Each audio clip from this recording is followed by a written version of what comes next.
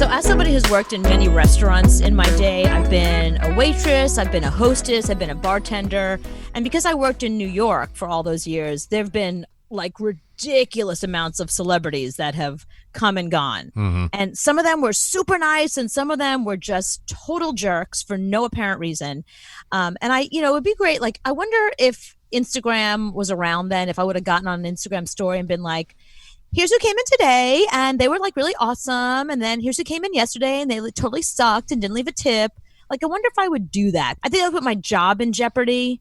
You know what I mean? I don't think a lot of restaurants like people who kiss and tell. In fact, I worked at some restaurants where there was so many celebrities, they made you sign something saying that you would not see what a celebrity did and then go run to page 6 or whatever. Right, because they're never going to come back to that restaurant because you call them out.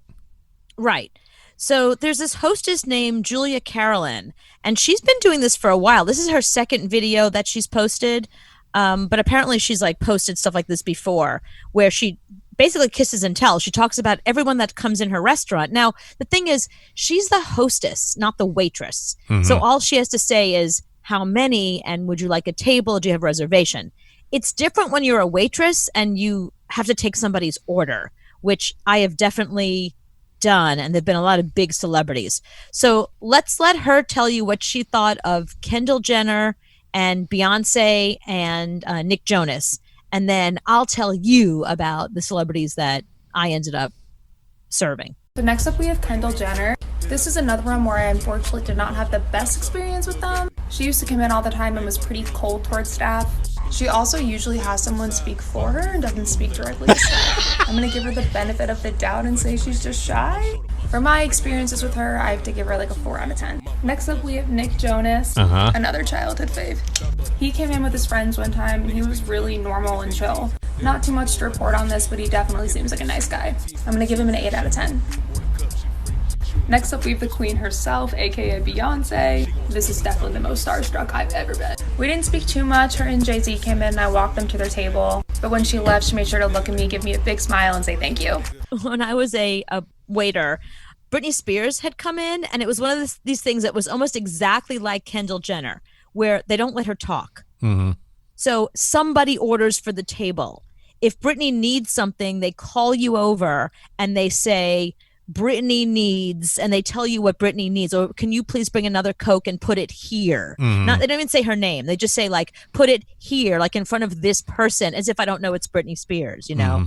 So that's weird. But I think partly because she's shy and partly because she has to protect herself, because if she says the wrong thing and I go running to page 6, you know, after her whole meltdown in 2007, like she's got to be super careful. Mm-hmm.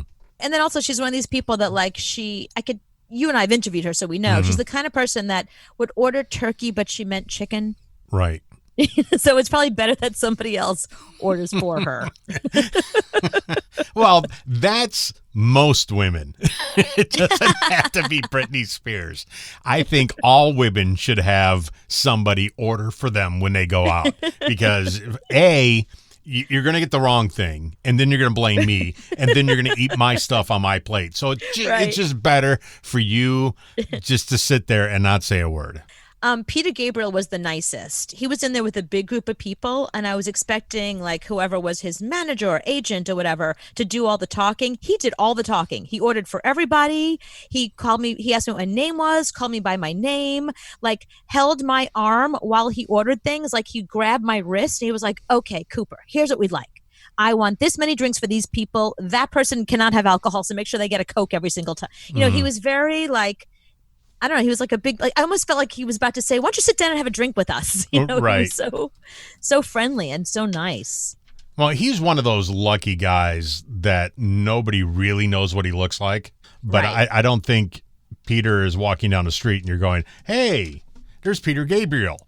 Wait, and here's an even worse part of it. I said Peter Gabriel and it wasn't Peter Gabriel. Oh, I mean, see. Phil Collins.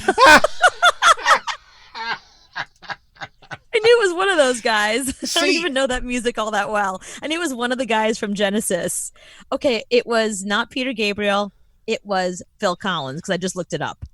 Yeah, because his daughter was There's there, a Lily difference. Collins. There's a big difference. You know who Phil Collins is. I do now. I But realize Peter it now. Gabriel, really wouldn't know who he is. But I was Phil thinking- Collins been in movies and Miami Vice and No, well, Lily Collins, his daughter, was there with him, so I was distracted by like, oh, look at this cute little child here. You know, she's like a kid at the time, but no, it was Phil Collins. It wasn't even Peter Gabriel. I get that music confused. To be honest, it's not my music. yeah, I mean, if Peter Gabriel walked into the studio right now, I would say, "Sir, can you wait outside?" Right? Who are you? Are you here to fix my refrigerator? Because that was last week. But Phil Collins, I know who he is. Right. You know, It was Phil Collins. He was very nice. I don't know if Peter Gabriel's nice or not. I mean, it could be Peter Gabriel, it could be Colin Jost. I don't know. They kind of look alike. It could be just any random guy. If he's not singing In Your Eyes or this song, I don't know who it is. You know what? It might have been just some bald guy. A really nice bald guy. Maybe it wasn't anybody famous. Did he have an accent? He did. Okay, good. Then Just some bald British guy. did anybody say that's Phil Collins or that's somebody famous or something like that? Yeah. Yeah, no, everybody was talking about it. I mean, like everybody that worked there, my manager, the hostess, they were all really excited because he was in my section. Like, we put Peter Gabriel in your section. I did it again. We put Phil Collins in your section. What the hell's wrong with me? They're the same person as far as I'm concerned. They are so not the same person. They are the same person. No, they're both in so- Genesis. It's just some guy from Genesis was sitting in my section. It could have been the bass player. You're like, I don't know who he is either. But Phil Listen, if it Collins. was Jay-Z or J. Cole, I would know which Jay it was. Like, that's my music. I don't know the rock stuff like you do. I know. I I mean, knew they're they were both in royalty at this point. I knew they were in Genesis.